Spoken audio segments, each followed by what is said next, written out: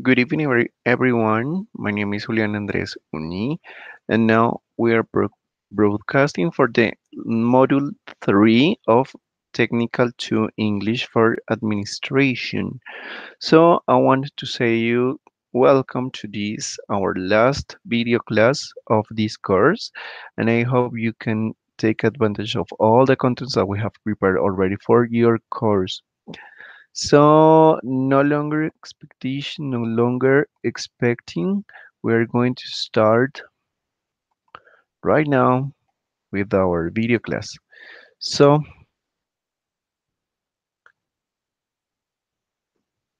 sorry. Okay, so there we go.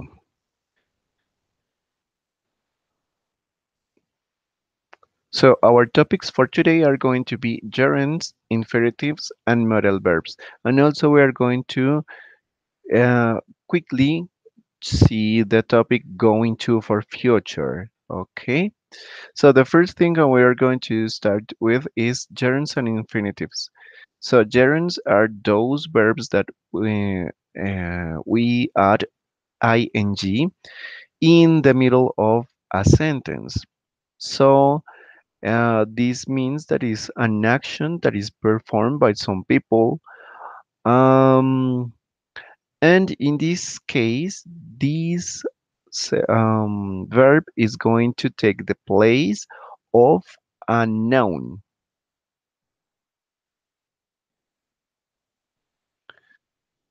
So we have some specific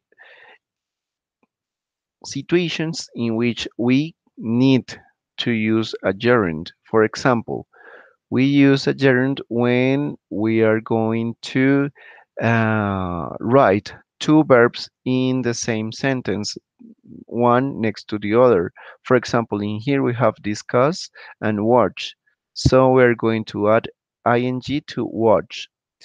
Those verbs that if we find them together in the same sentence are enjoy, discuss, avoid, finish, dislike, keep, recommended, suggest, and mind.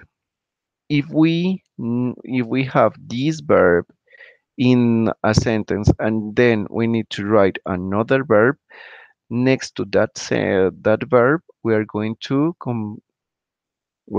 write ing with it. So the second case in which we use gerund is after prepositions.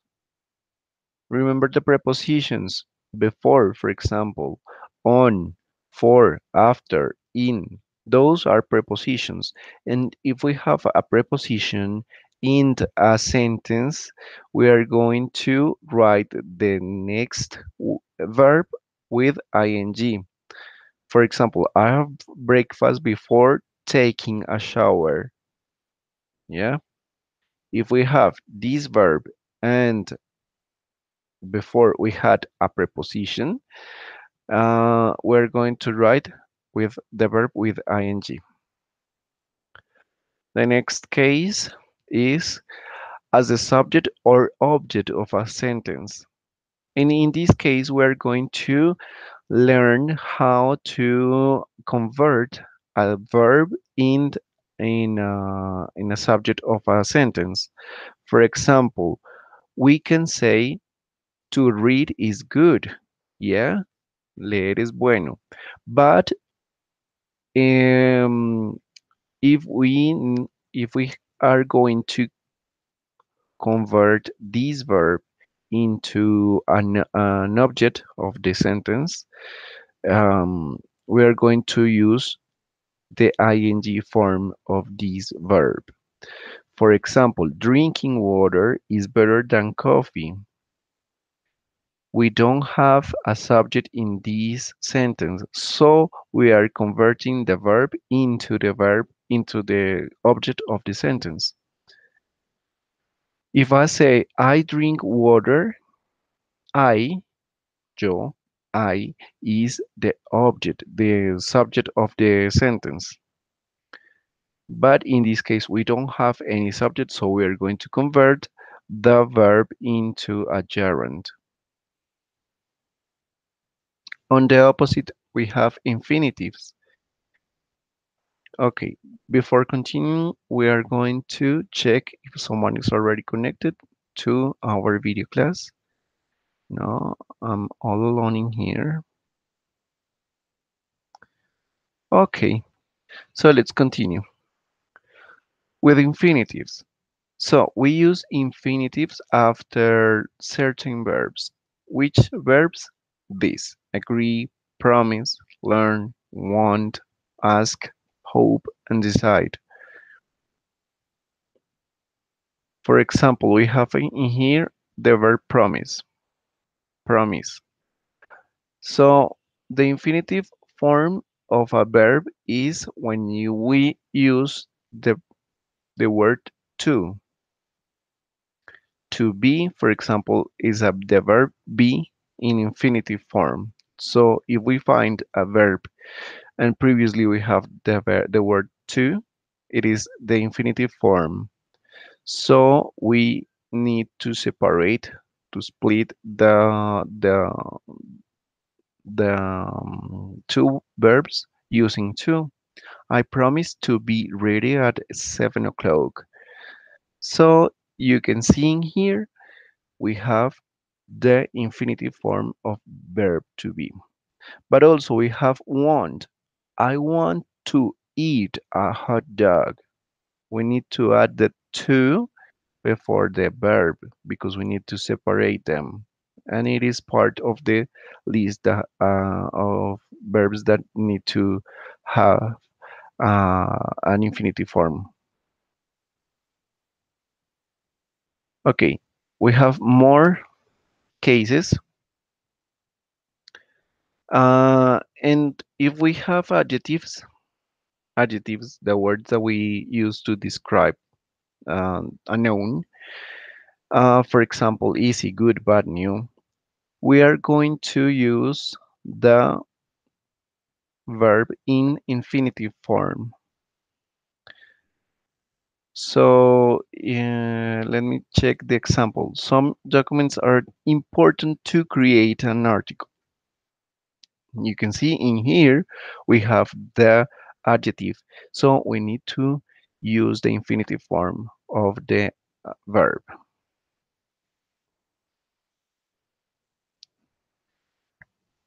In this is the last way we can see we use infinitive form of the verbs. We use infinitive form to show purpose. For example, and I want to do something. I want to do something. So she travels to Cali to visit her grandmother. This is the purpose of the sentence. You read a lot of books to write an essay because that is my purpose to write. Okay. Guys, remember that if you have any doubt with any of the topics of this video class or any topic of the course, you can always send me an email so I can answer you by email. Okay, now we're going to move to the next topic that is going to for future. This going to is an expression that we use to say that we are going to do something in the future in cert in a next future that is like really close to us. Um, for example, in here we have the structure for the affirmative form of going to subject plus the verb be, the conjugation plus the going to structure like that plus the main verb of the sentence plus the complement. So I am going to buy a new house. I am going to buy a new house. That is my plan. Like I'm going to do that in the future. Hmm? Or we are going to buy a new house. Now we have the negative form, and as you remember, we have only to add the particle not. I am not going to buy a new house. She is not going to buy a new house.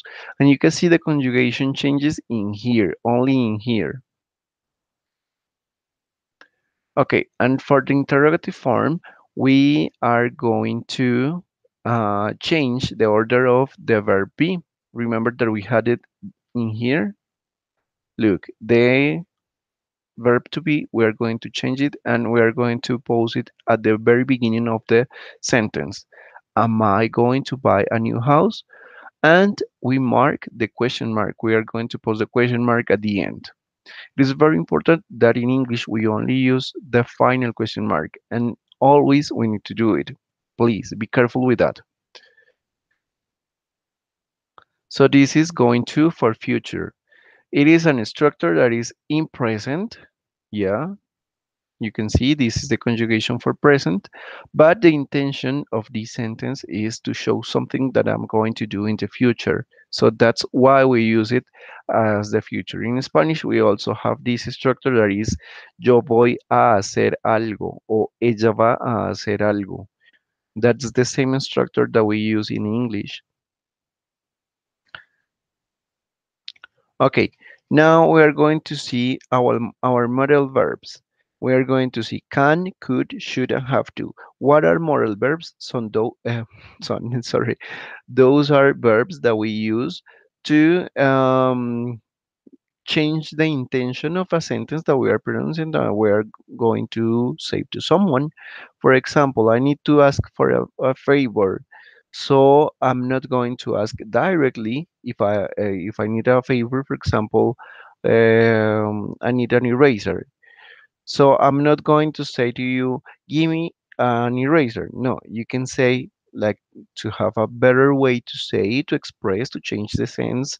Uh, can you lend me an eraser, for example? Or could I have an eraser?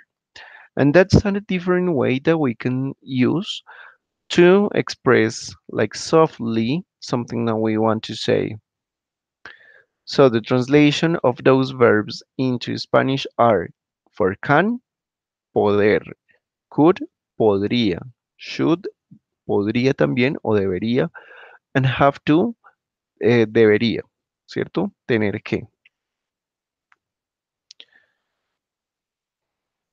Okay, as you can see in our study material, we have lots of different situations in which we use each one of these model verbs, but we can use them to talk about that ability. For example, that I can do something, I can speak four languages, I can swing, or something like I cannot do it. Um, to say that something is possible or impossible, we can use these to learn. For example, learning English can be difficult, something that is possible or impossible. Children can be very naughty. Hmm. For request and refusals of request. We can use both to pose a request or to say no. Sorry, I cannot do this. So we're going to use can I go home now? Remember, can I go home now? So in this case that we are requesting something, asking for something, that's why this is a question. Now you can say you can go now. You can whenever you like, or you can borrow the car today, but you can't have it tomorrow. Or in here to help someone, to offer help. Can I help you? Yes. Can I carry that bag for you? So in this case, we're offering help.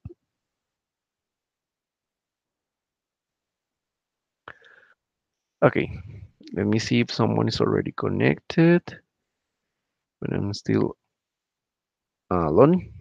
Okay, now I'm going to listen to, sorry, okay, in here. Nice. Um, in which cases we use could or couldn't? Which could or couldn't as the past tense of the can or can't. This is very important. Could and couldn't are the past of can and can't, and we use them almost in the same sense that we use can and can't. But remember that is in past, so something that we couldn't do or we could already do. I could run very fast when I was younger. In here we are posing a situation when I was younger. This is in the past because now I am 30 years old. So when I was younger, like 10 years before, I could run very fast. Now I cannot. Or she couldn't get a job anywhere. So now she's in another city. So that's why she couldn't get a new job. But to say that something was possible or impossible was, you see? And it is very important that we are using could, and next to it we are using the verb in the base form. So our teacher could be, nuestro profesor podría ser o pudo ser muy estricto when we were at school. And in here we're reaffirming that we are using past. People could starve in those days. Yeah, you couldn't use computers in the 19th century. This is to say that something could be in the past. Now, this is something like kind of different, but we usually use this expression to ask for a favor. So, to make a polite request, could I go now, please? So it sounds translated into Spanish. This says, ¿podría irme ahora, por favor? You see, this podría word is could. So it is like really polite. Could you lend me a dictionary, please? ¿Podrías prestarme un diccionario, por favor? So that's why we use them like to make polite requests. Or we can use them to offer something to someone. Could I give you a lift? ¿Podría ayudarte a levantar algo? ¿Cierto? Could I carry that for you? ¿Podría llevar eso por ti?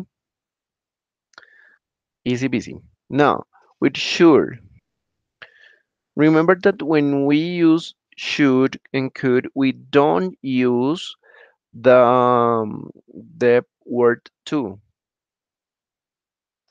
We use should and the verb next to it without to. So we use should and shouldn't to give advice or to talk about what we think is right or wrong.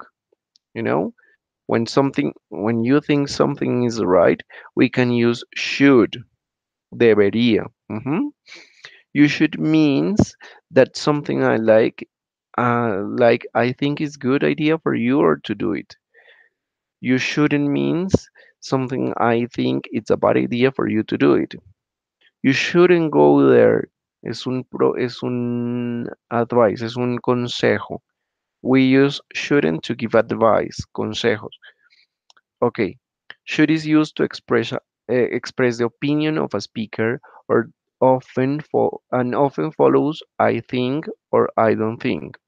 No, you should go. I think it's good idea, for example. You look tired. I think you should take a few days off. Deberías tener unos días fuera porque luces cansado. ¿Ves? Now, we can use them also in questions. Should I go home? ¿Debería irme a casa? So, now we're going to move to the final that is have to. Have to and has to in the simple present and had to in the simple past. So, this is an obligation maybe. tienes que, tener que, o haber tenido que, ¿sí? Tuve que. I have to get up early. Tengo que levantarme temprano. This is to express that something we need really to do because it's our, I don't know, obligation. Hmm? And maybe it is not an obligation. I do not have to get up early on Sundays, for example.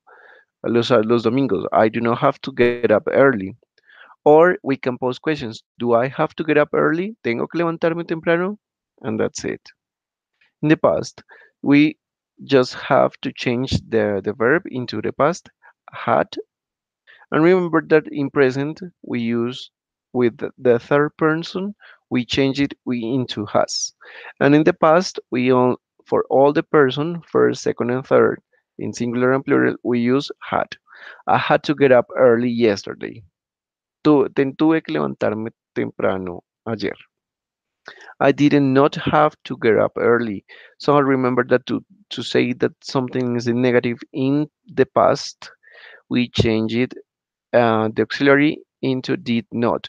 And as far as we have already um, the conjugation, we need to leave the verb in the base form. So it doesn't change. Please be careful. And the questions, did I have to get up early? And that's it. Thank you very much for being with us this video class. So I hope this explication can help you to learn more a bit more about English. And remember that always you can find me in the landline that is 5460600 and the extension number is 1212. Okay, thank you very much. Now I am going to show you our third module activities, that is purchase process, for example. We are going to do an activity in which we are going to use gerunds and going to, and the idea of this activity is to make a list of the activity that you should do after a purchase meeting. Let's think about a purchase meeting and something that we have to do after. For example, the obligations that we have for next committee. Create an oral presentation, so you have to talk where you describe the activities written in the previous list. Remember to use the topics of the module 3 and the vocabulary of your glossary. So what you have to send in this activity, in this assignment, is create an oral presentation using Screencast-O-Matic or whatever tool that you need to do it, where you present the list you created. Don't forget to record your voice in the presentation. And that's it. Remember that the focus in this is to use technical or specific vocabulary related to plans as a manager of supply from a company. Okay, that's it. Thank you very much. We are almost finishing our course, and I hope you can take advantage of all the contents that we have already prepared for you. Thank you very much for being with us. This is very important for your English course. So remember that my name is Julian Andres Uni, and thank you very much for being with us tonight. Goodbye and see you soon.